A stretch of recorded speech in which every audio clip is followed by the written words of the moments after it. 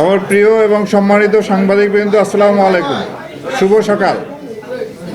আজকের এই মতবিনিময় সভায় র্যাব ফোর্সেসের অতিরিক্ত মহাপরিচালক অপারেশনস, পরিচালক লিগ্যাল অ্যান্ড মিডিয়া উইং এবং বিভিন্ন প্রিন্ট ইলেকট্রনিক্স মিডিয়ার সাংবাদিকবৃন্দ, আপনাদেরকে জানাচ্ছি আমার আন্তরিক শুভেচ্ছা।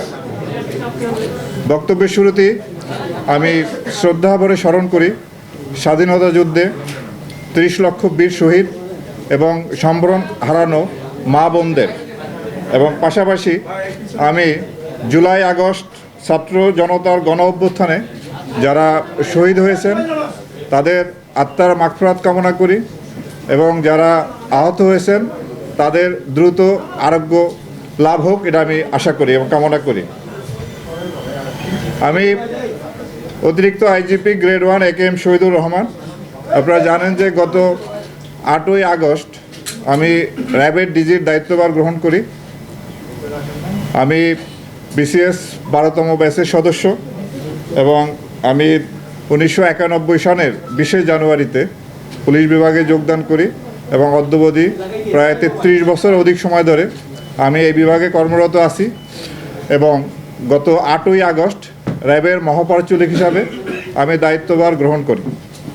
প্রিয় সাংবাদিকবৃন্দ, আপনারা জানেন যে গত 5ই আগস্ট সরকার পতনের পরে যখন বাংলাদেশে পুলিশ বিভাগের বিভিন্ন র্যাঙ্কের সদস্য, পুলিশ হেডকোয়ার্টার্স, ডিএমপি, এই সদস্যরা তখন কর্মস্থলে ছিলেন না। তখন ওই সময় ঠিক কোনো সরকারও ছিল না।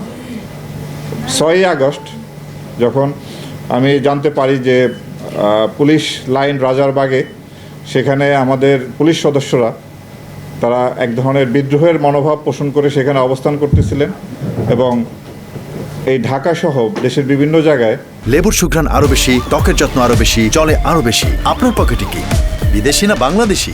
আমাদের যে আক্রান্ত থানা ফাঁড়িতে অনেক পুলিশ সদস্যদের লাশ পড়েছিল।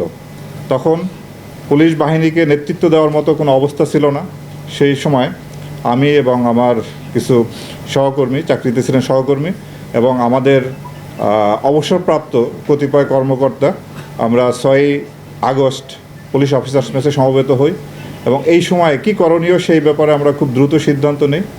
আমরা জানি যে দেশের আইন শৃঙ্খলা পরিস্থিতি তখন খুব খারাপ অবস্থায় ছিল, কোনো পুলিশ কাজে ছিল না। সে অবস্থায় দ্রুত কিভাবে এই পরিস্থিতি নিয়ন্ত্রণে আনা যায় সেই জন্য আমরা সেখানে সলা পরামর্শ করি এবং দ্রুত এই পরিস্থিতি স্বাভাবিক করার জন্য আমরা সিদ্ধান্ত গ্রহণ করি।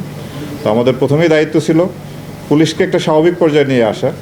সে প্রেক্ষিতে আমরা কতিপয় সদস্য রাজারবাগ পুলিশ লাইনে যাই। আপনারা জানেন যে সেখানে সশস্ত্র অবস্থায় আমাদের 400-500 পুলিশ সদস্য তারা কর্মবিরতি পালন বা এক ধরনের বিদ্রোহের মনোভাব পোষণ করে আসছিল। তাদের ক্ষোভ ছিল তাদের নেতৃত্বের উপরে, যে নেতৃত্ব তাদেরকে পরিচালিত করে ছাত্র জনতার সম্মুখীন করেছিল এবং সেই আইন শৃঙ্খলা রক্ষাকারী বাহিনী হাতে সহস্রাধিক ছাত্র নিহত হয়। তো এই ক্ষোভ যে এই সময় তাদের নেতৃত্বের কেউ ছিল না সেখানে। তো ওই পরিস্থিতি দ্রুত সামাল দেওয়ার জন্য আমি আমার কিছু সহকর্মী নিয়ে রাজারবাগ পুলিশ লাইন্সে যাই এবং তাদের কাছে গিয়ে তাদেরকে বিদ্রোহী মনোভাব থেকে নিবৃত্ত করে স্বাভাবিক কাজকর্মে ফিরিয়ে আনার জন্য আমি উদ্যোগ গ্রহণ করি এবং জানেন যে সে কাজটি অত্যন্ত ঝুঁকিপূর্ণ কাজ ছিল। তারপরও সেই ঝুঁকি নিয়েও দেশের বৃহত্তর স্বার্থে এবং পুলিশ বাহিনীর স্বার্থে সে দায়িত্ব তখন আমরা পালন করি এবং এরপরে আমাদের পুলিশ সদস্যদের বেশ কিছু মৃতদেহ বিভিন্ন থানায় পড়েছিল। তা আমরা কয়েকটি গ্রুপে বিভক্ত হয়ে সেখানে আমাদের টিম পাঠাই এবং সেই মৃতদেহগুলিকে আমরা রাজারবাগ পুলিশ স্টেশনে নিয়ে আসা এবং সেগুলির পোস্টমর্টেম করা এবং তারপরে সৎকারের প্রয়োজনীয় ব্যবস্থা গ্রহণ করে তাদের আত্মীয় স্বজনের কাছে হস্তান্তরের জন্য আমরা উদ্যোগ গ্রহণ করি। এরপরে আইন শৃঙ্খলা পরিস্থিতি স্বাভাবিক রাখার জন্য আমরা কাজ করে যাচ্ছি এবং আপনারা জানেন যে 8ই আগস্ট ইন্সপেক্টর জেনারেল এবং ডিএমপির পুলিশ কমিশনার এবং আমার পদায়ন হয় এবং 8 তারিখ আমি ডিজি র্যাবের দায়িত্বভার গ্রহণ করি। তো সেই প্রেক্ষিতে সেই থেকেই আমরা আইন শৃঙ্খলা পরিস্থিতি স্বাভাবিক রাখার জন্য কাজ করে আসতেছি। আপনারা জানেন যে আইন শৃঙ্খলা পরিস্থিতি একটা চ্যালেঞ্জের মধ্যে আমরা ছিলাম। বাংলাদেশ পুলিশের সদস্যদের তাদের যে নিয়মিত কর্মে নিয়োজিত হওয়ার ক্ষেত্রে বেশ কিছুদিন সময় লেগেছে। তো ওই সময় আইনশৃঙ্খলা পরিস্থিতি খারাপ ছিল, বিভিন্ন জায়গায় ডাকাতি ছিনতাই হয়েছে। পরে আমি জনগণকে ধন্যবাদ জানাবো, ওই সময় তারা নিজেরাই দায়িত্ব পালন করে এই অপরাধ দমনের জন্য, এবং তারা এলাকায় পাহারা দিয়ে পরিস্থিতি নিয়ন্ত্রণে আনার জন্য চেষ্টা করেছিলেন। তো যাই হোক, তারপর আপনার সরকার দ্রুত পদক্ষেপ গ্রহণ করার ফলে আইনশৃঙ্খলা বাহিনী খুব দ্রুতই কর্মে ফিরে আসে। তো আমাদের জন্য তখন বেশ কিছু চ্যালেঞ্জ ছিল। প্রথমেই ছিল আনসার বিদ্রোহ, এরপরে বিভিন্ন দাবি দাওয়া নিয়ে বিভিন্ন গ্রুপ রাস্তাঘাট অবরোধ করে তাদের দাবি দেওয়া জানাতে থাকে। মোকাবেলা করাও আমাদের জন্য একটা চ্যালেঞ্জের বিষয় ছিল। এছাড়া যে গার্মেন্টস ক্ষেত্রেও বিশেষ করে সাভার, আশুলিয়া, গাজীপুর এই এলাকায় অনেক সমস্যা ছিল, যে সমস্যা এখনও বিরাজমান আছে। এবং এরপরে আপনার পল্লী বিদ্যুতে একটা সমস্যা দেখা দিয়েছিল, সেখানেও একটা বিদ্রোহের ভাব ছিল কতিপয় কর্মকর্তা। তো আমরা দ্রুতই সেখানে আইনগত ব্যবস্থা গ্রহণ করে পরিস্থিতি আমরা স্বাভাবিক পর্যায়ে নিয়ে আসি। তো আইনশৃঙ্খলা পরিস্থিতি আপনার মোটামুটি সেই গত 4 মাসে আমরা পরিস্থিতি ভালো রাখার জন্য চেষ্টা করে আসছি। কিছুটা উন্নতি হয়েছে, তবে আমি মনে করি এখনও প্রত্যাশিত লেভেলে যায়নি। জনগণ যেটা আশা করেন, যে পর্যায়ে আইনশৃঙ্খলা তারা চান, সেই পর্যায়ে আমরা এখনও পৌঁছতে পারি নাই। তবে আমরা আপ্রাণ চেষ্টা করে যাচ্ছি যাতে আইনশৃঙ্খলা পরিস্থিতি স্বাভাবিক অবস্থায় রাখা যায়। প্রিয় সাংবাদিকবৃন্দ, আপনারা জানেন যে র্যাব প্রতিষ্ঠা থেকেই র্যাব আইনশৃঙ্খলা উন্নয়নে এবং অবৈধ অস্ত্র উদ্ধার, মাদক উদ্ধার, শীর্ষ সন্ত্রাসী গ্রেপ্তার এই ধরনের কার্যক্রমে আমরা নিয়োজিত ছিলাম। এবং এই পর্যন্ত আমরা বেশ আমাদের এই কাজে সাফল্য আছে। আমরা প্রায় 14,500 অধিক আসামি, অস্ত্র মামলার আসামি আমরা গ্রেপ্তার করি, এবং 20,000-এরও বেশি অস্ত্র উদ্ধার করতে আমরা সক্ষম হই। মাদক উদ্ধারের ক্ষেত্রেও আমরা প্রায়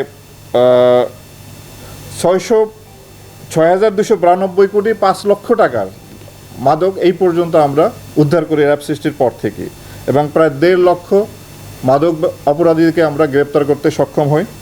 এছাড়াও শীর্ষ সন্ত্রাসী গ্রেপ্তার, চরমপন্থীদের বিরুদ্ধেও আমাদের অনেক সাফল্য আছে। আমরা এই পর্যন্ত প্রায় 340 জনের উপরে চরমপন্থীকে বিপুল অস্ত্রসহ আমরা গ্রেপ্তার করতে সক্ষম হই। আমরা সুন্দরবনে যে জলদস্যুদের একটা প্রভাব ছিল, জলদস্যু দ্বারা ওই এলাকা আক্রান্ত ছিল, সেই জলদস্যুদেরকে বিরুদ্ধে অভিযান পরিচালনা এবং পরবর্তীতে তাদেরকে আমরা আত্মসমর্পণের উদ্যোগ নেই, এবং তার আত্মসমর্পণ করার ফলে ওই এলাকার অপরাধ কিছুটা নিয়ন্ত্রণে আসে। আমরা মোবাইল কোর্ট পরিচালনা করে আসছি। সামাজিক নিরাপত্তা নিশ্চিত করার জন্য আমরা বিভিন্ন সময় এই কাজগুলো আমরা এখনও চলমান আছে। আমাদের বিভিন্ন ধরনের আইনশৃঙ্খলা উন্নয়নের পাশাপাশি এবং আইনশৃঙ্খলাটা যাতে সাস্টেনেবল থাকে সেই জন্য সেই কাজগুলো আমাদের নিয়মিতভাবে আমরা করে আসছি। এবং এই পর্যন্ত আপনারা জানেন যে র্যাব সৃষ্টির পর থেকে এই পর্যন্ত 35 জন র্যাব সদস্য তাদের দায়িত্ব পালনের ক্ষেত্রে গিয়ে নিহত হয়।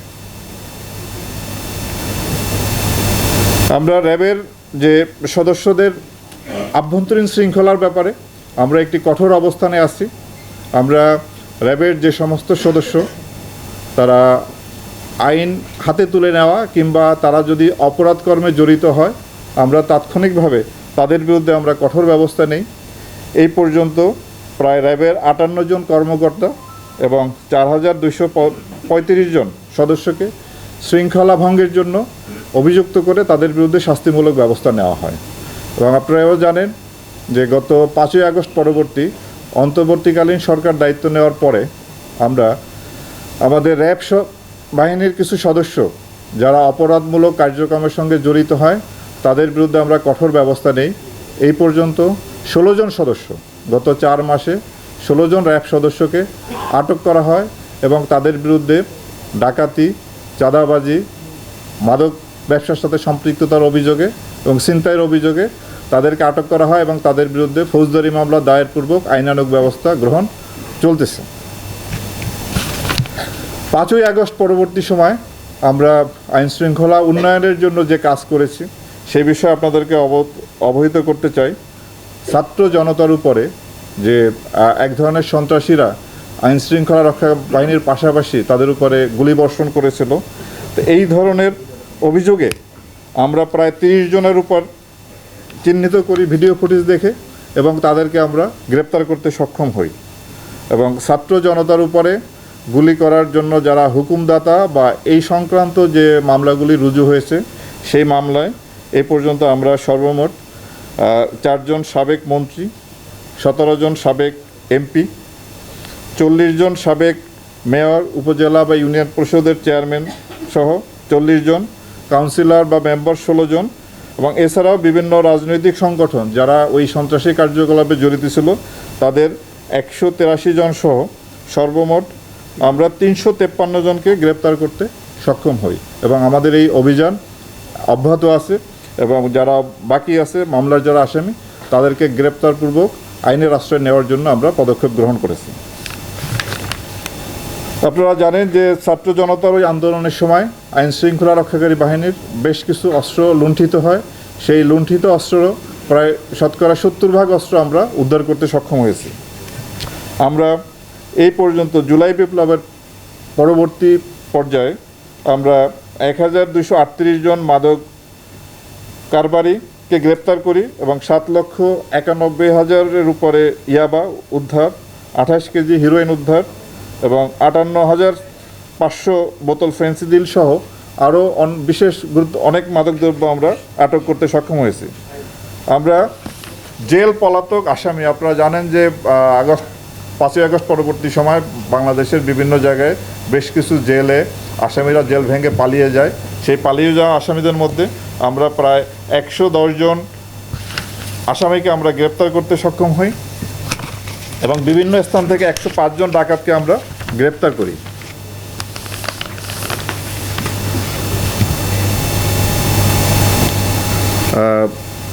এছাড়াও আমাদের মানবিক কাজের মধ্যে আপনারা জানেন যে গত মাস দুয়েক আগে যখন বাংলাদেশের কুমিল্লা, ফেনী সহ এই অঞ্চলে বন্যা তলিয়ে যায়, তখন আমরা বন্যা দুর্গতকে হেলিকপ্টার দিয়ে তাদেরকে উদ্ধার করি এবং আমরা হেলিকপ্টারের মাধ্যমে সেখানে ত্রাণ তৎপরতা পরিচালনা করি।